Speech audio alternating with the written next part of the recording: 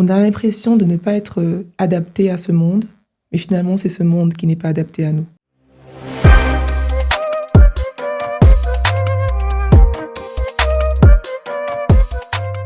Hello les filles, bienvenue dans ce nouvel épisode de Tall by Mel, le podcast qui vous aide à prendre confiance en vous en tant que tall girl. Et aujourd'hui, on a une invitée d'exception, Sandrine Gruda. Merci d'être là. Avec plaisir, salut.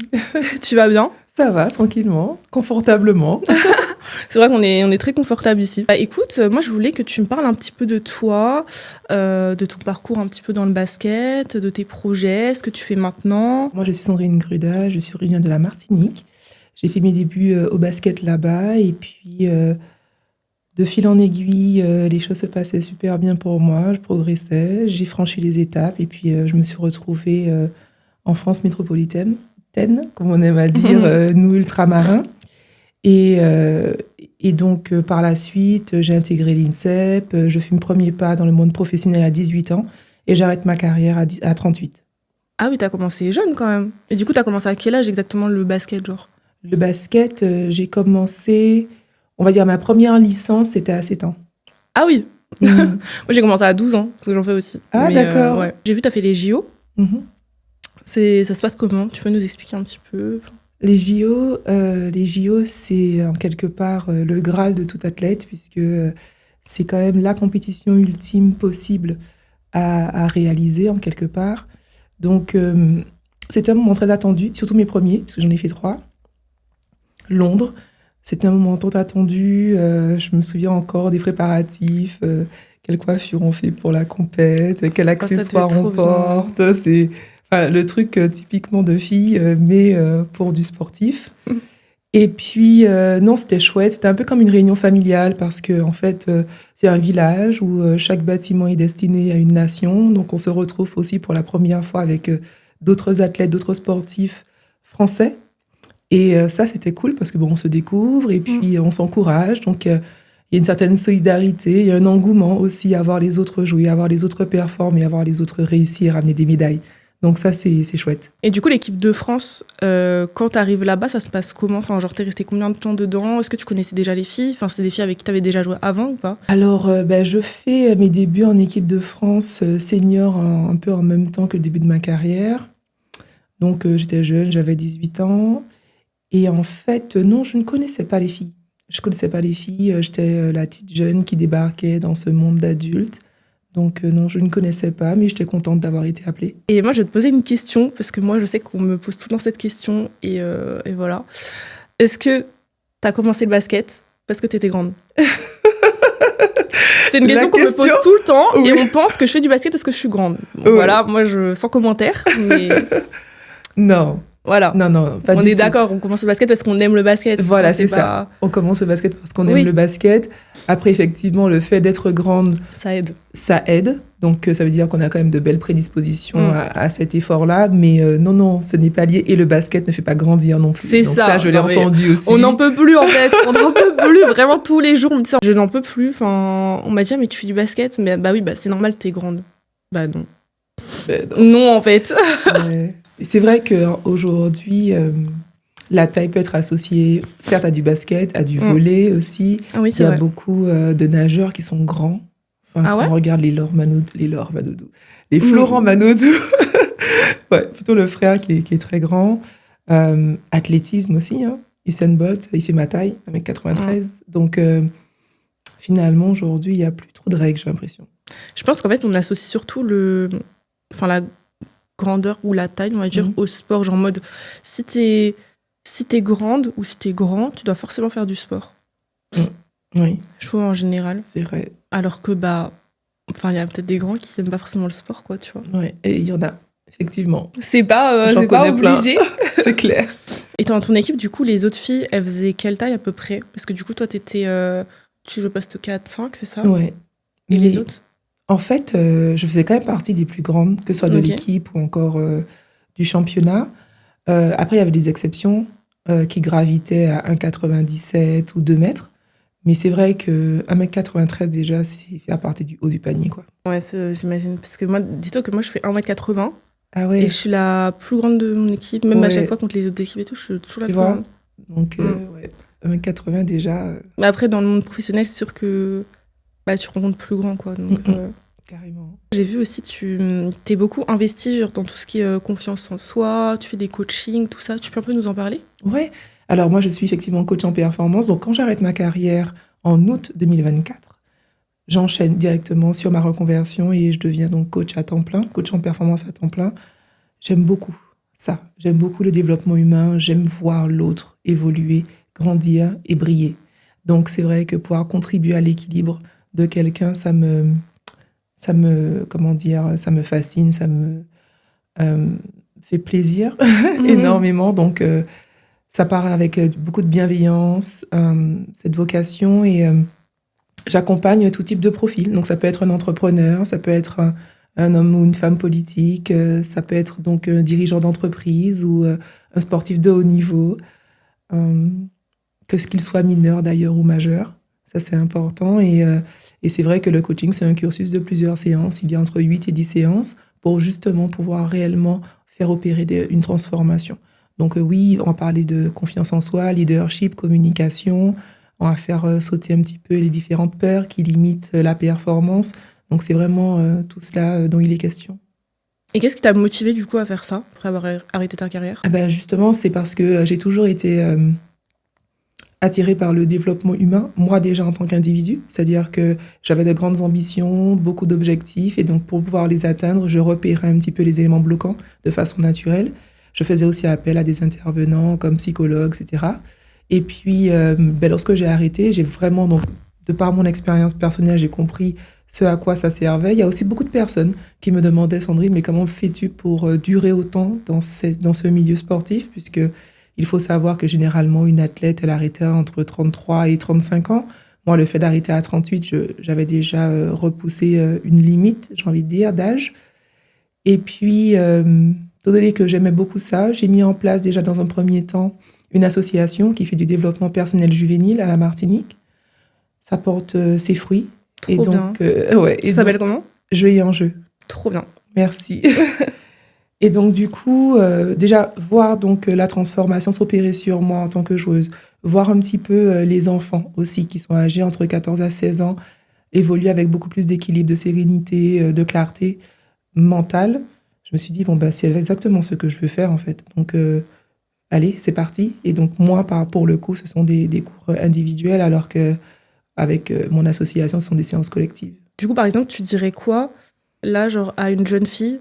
Parce que je sais qu'il y a beaucoup de filles qui sont grandes, qui n'ont pas forcément confiance en elles et tout, surtout période un peu collège, tu vois, genre adolescence, tout ça. Qu'est-ce que tu pourrais leur donner comme conseil? Qu'est-ce que tu pourrais leur dire? Alors, la première chose que j'ai envie de dire, c'est que ta différence est ta force. Déjà. Donc, ne pas chercher à s'uniformiser, ne pas chercher à se conformiser non plus. Ça, c'est très important. Donc, ta différence est ta force. Ne cherche pas à ressembler aux autres. Incarne qui tu es pleinement. Accepte-toi et assume-toi. Ça a été comment un peu ton rapport avec ta taille? Est-ce qu'avant, quand tu étais plus jeune, tu n'avais pas confiance en toi? Ou alors ça n'a jamais été un souci? Comment tu t'es un peu sentie par rapport à ça? Alors moi, je viens d'une famille de grands. Donc, mon père très grand, donc ma taille est clairement génétique. Je ne suis pas, on va dire, un élément différenciant de mon cercle familial. Donc, c'est clairement génétique. Et donc, j'ai évolué avec beaucoup de confiance. Enfin, pour moi, mes repères étaient très grands, donc je ne me sentais pas être une exception à la règle jusqu'à ce que j'arrive à l'école. Oui, c'est souvent ça. Voilà, c'est ça. Donc, j'ai pas eu un manque de confiance en moi par rapport à ma taille. En revanche, c'est vrai que je ne m'assumais pas pleinement lorsque j'étais en dehors de mon cercle familial.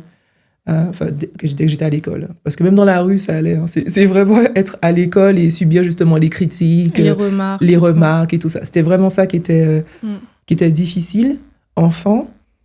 Mais j'ai envie de dire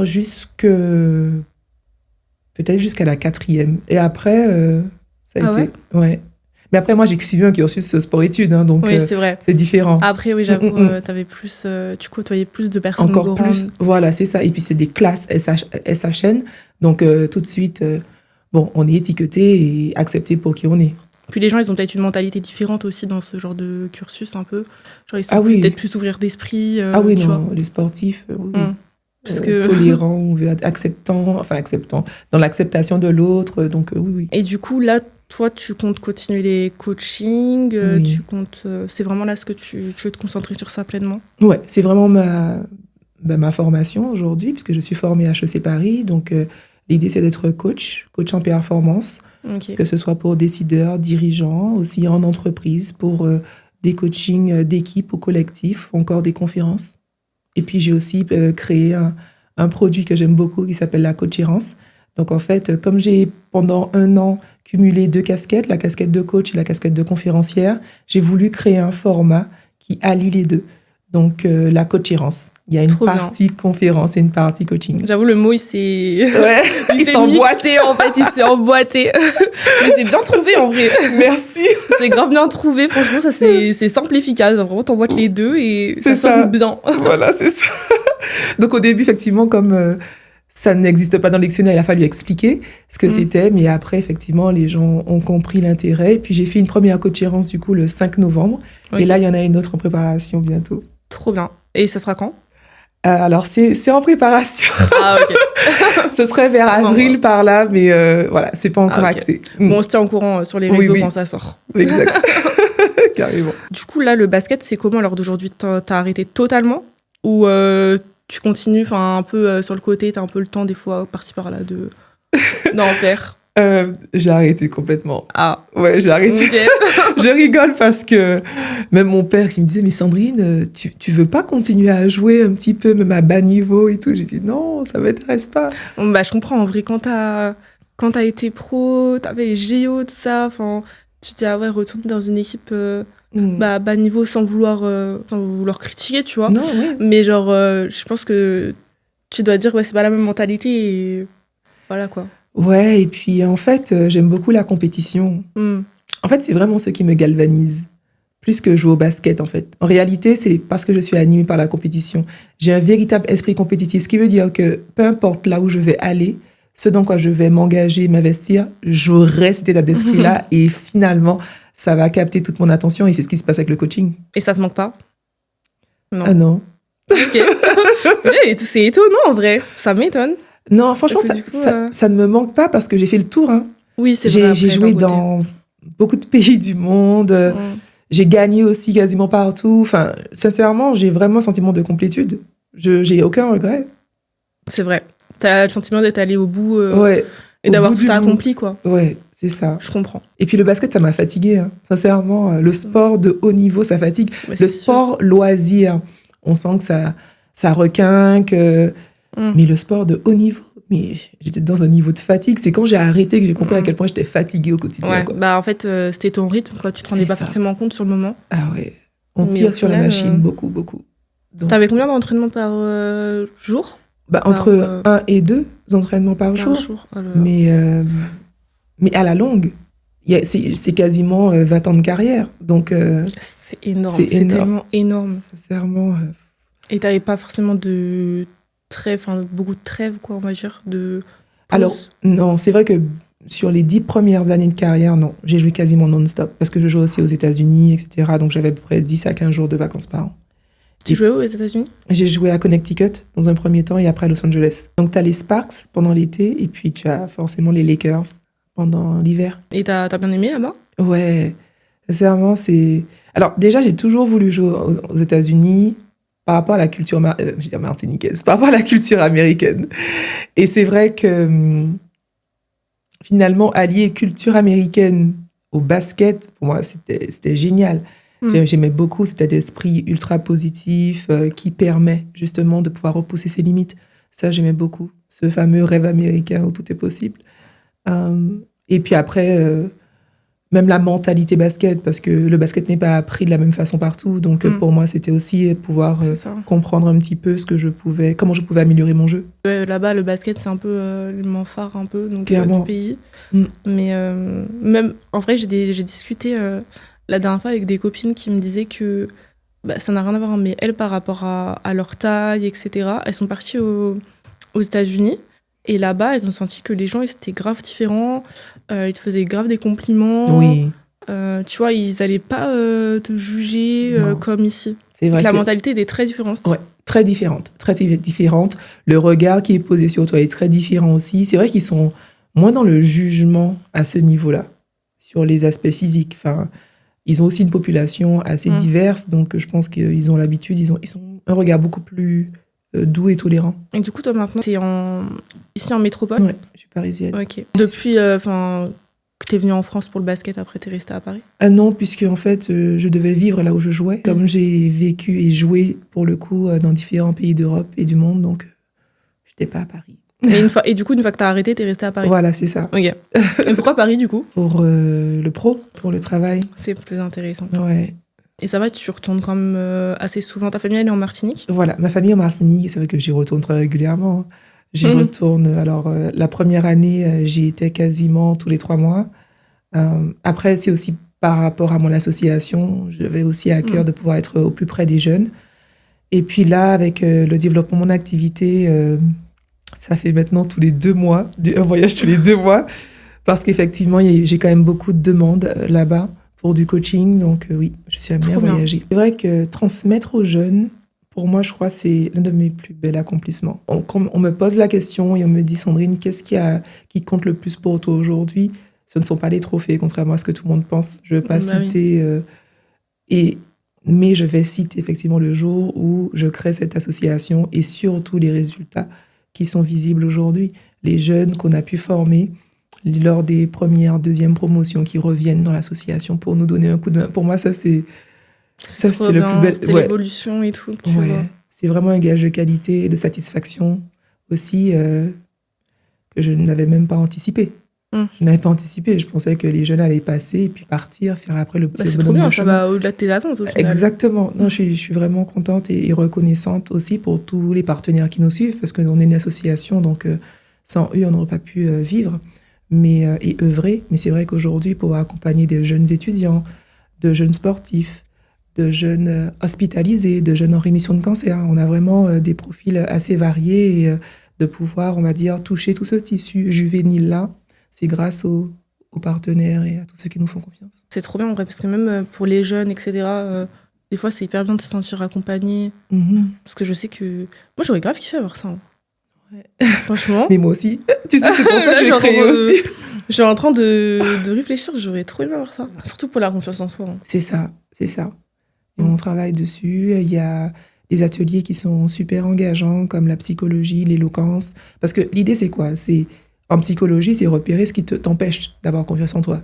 Mais après, on développe tes compétences. Parce qu'en fait, plus tu sais mieux faire ce que tu pratiques au quotidien, et plus tu auras confiance en toi. C'est tout simplement ça. Si aujourd'hui, tu n'as pas confiance en tes qualités de cuisinière, et que finalement, ok, en psychologie, on essaie de comprendre quel est l'élément bloquant psychologiquement, mais que derrière, on te donne des cours de cuisine, c'est tout bénef. Tu vois ce que je veux dire? Donc... c'est ça, en fait, il faut jouer sur les tableaux. C'est comme les filles qui ont des galères à s'habiller, etc., avec leur taille, tu vois, c'est un exemple. Tu commences à apprendre à trouver ton style, etc., et puis après, ça va beaucoup mieux. Moi, je sais qu'au début, je galérais à m'habiller, tu vois. C'est ça. Ouais. En plus, avant, on n'était pas forcément aidés. Hein. Ben non. On n'était pas forcément aidés dans les vêtements, avec notre taille. Ils faisaient des trucs tout coupés, tout sautés, là, on ne pouvait plus. C'est ça. Mais d'ailleurs, toi, ça a été comment à ce niveau-là? Alors, moi, niveau vestimentaire, moi, j'ai grandi à la Martinique, donc le marché est encore plus petit que la France, donc je faisais du sur-mesure, tout simplement. Et c'est assez dans les mœurs aussi là-bas, c'est-à-dire qu'on avait des couturières, ma grand-mère était couturière, donc elle me faisait mes robes, donc c'était du sur-mesure. Après, quand je suis venue ici, j'achetais du prêt-à-porter, je prenais soin de mes vêtements, parce que quand tu trouvais 2 jeans qui t'allaient bien... Les 2 seuls jeans qui te vont... T'en prends soin, tu vois. En mode, oula, j'ai pas 40 jeans à me mettre, donc... Ah ouais, j'en prends soin, je regarde bien l'étiquette de lavage, pour pas laver trop fort, pour pas... Ah oui, on en prend soin. Souvent, on se sent tellement différente qu'on se dit que finalement, en fait, on a l'impression de ne pas être adapté à ce monde, mais finalement, c'est ce monde qui n'est pas adapté à nous. Exactement. Franchement, ta phrase, elle résume tellement la chose. Mais c'est dingue, parce qu'au final, c'est juste les gens qui sont fermés d'esprit, quoi. C'est ça. Qui sont pas ouverts au monde, en fait. C'est ça. Mais je parle bien ici de cette civilisation française. Parce que tout de suite, quand on part aux États-Unis, par exemple, les lits sont adaptés, les plans de travail en cuisine sont beaucoup plus hauts. Enfin, voilà, on se sent beaucoup plus confortable. Alors qu'il y a des civilisations où les choses ne sont pas forcément adaptées à tout type de gabarit. Soit qu'on soit justement grande ou encore peut-être plus large, ce n'est pas forcément adapté. C'est fou, hein. Franchement, c'est fou. Même que ce soit au niveau de l'emploi ou quoi que ce soit, ici, ils sont plus fermés d'esprit par rapport aux différences, etc. On est vraiment, je pense, dans une civilisation qui est très conventionnelle. Ce qui veut dire que tu n'as pas forcément la place à exprimer pleinement en fait, toutes les facettes de ta personne. Il faut que tu puisses rentrer dans une case. Et à partir du moment où tu rentres pas dans la case parce que tu as des cheveux colorés ou parce que tu as des piercings à la langue, parce que tu as des tatouages un peu partout, parce que, eh ben, en fait, effectivement, tu seras pointé du doigt. Malheureusement. Et ça veut pas dire que tu n'es pas compétente pour la tâche pour laquelle on souhaiterait recruter. Ah non, bah, bien évidemment, ça n'a rien à voir, franchement. Mais bon, ici, les gens, ils aiment trop vivre pour l'image, Malheureusement, je pense que c'est pas maintenant qu'ils vont changer de mentalité. Ben non, et c'est pour ça que c'est important. C'est-à-dire qu'en fait, on ne peut pas changer la mentalité des gens. Donc, l'idée, c'est de pouvoir s'adapter, comprendre, surtout, le comprendre pour pouvoir s'adapter à la société dans laquelle on évolue. Et comprendre que c'est pas nous le problème. Voilà, c'est ça. Encore une fois. Bon, bah, sur cette belle phrase, je pense que on peut finir. En tout cas, merci beaucoup d'être venu. Bah, ça m'a fait trop plaisir d'échanger avec toi. Écoute, moi aussi, c'est vrai que je ne fais pas de podcast habituellement, mais je trouve ça très intéressant que tu parles justement des filles grandes ou des garçons qui sont grands, parce qu'il y a des garçons qui sont complexés, on n'en parle pas beaucoup. Oui, c'est vrai aussi. Mais il y en a qui le sont, surtout ceux qui n'ont pas fait de sport, comme on disait tout à l'heure. Donc, non, je trouve ça l'angle super intéressant, donc merci de m'avoir invité. Et dis-moi, sur quelle raison on peut te retrouver ? Alors, on peut me retrouver sur Instagram, principalement, je suis très active, donc Sandrine-Gruda, et sinon sur LinkedIn aussi. Ok, trop bien. Et j'ai un site internet également pour mes coachings, si vous en voulez, donc c'est www.sandrinegruda.fr. Si jamais vous voulez réserver votre petit coaching, n'hésitez pas. C'est ça. Bon bah voilà, merci beaucoup d'avoir regardé cet épisode et puis à bientôt.